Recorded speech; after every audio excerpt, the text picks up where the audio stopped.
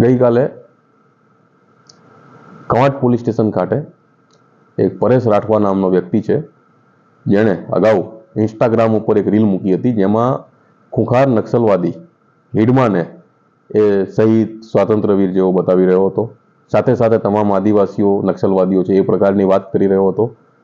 આ વાત ખરેખર ભારત દેશની અખંડતા અને સાર્વભૌમત્વને ચેલેન્જ કરતી અને ભારત દેશના વિવિધ સમાજો વચ્ચે વર્ગ વિગ્રહ ઊભો કરાવતી ગંભીર બાબત હતી, જે બાબતે અમે સંજ્ઞાન લઈને અમારા એસઓજી પીએસઆઈ મારફતે એક ફરિયાદ રજીસ્ટર કરી છે અને જે ફરિયાદમાં પરેશ રાઠવાને કાયદેસર રીતે અટક કરવામાં આવ્યો છે.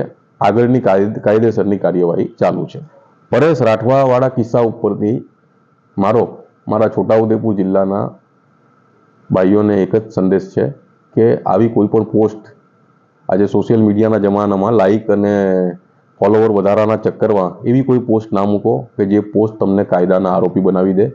કોઈ પણ પોસ્ટ મૂકતા પહેલાં, કોઈ પણ વાત કહેતા પહેલાં ખરેખર એ વાતનું સત્ય શું છે તે ખાતરી કરો, નહીં તો તમારા માટે એ બાબત કાયદાકીય મુશ્કેલી ઊભી કરી શકે છે અને તમને ગંભીર પ્રકારની તકલીફમાં મૂકી શકે છે. જેથી આવી બધી બાબતોથી સેફ રહો, સુરક્ષિત રહો.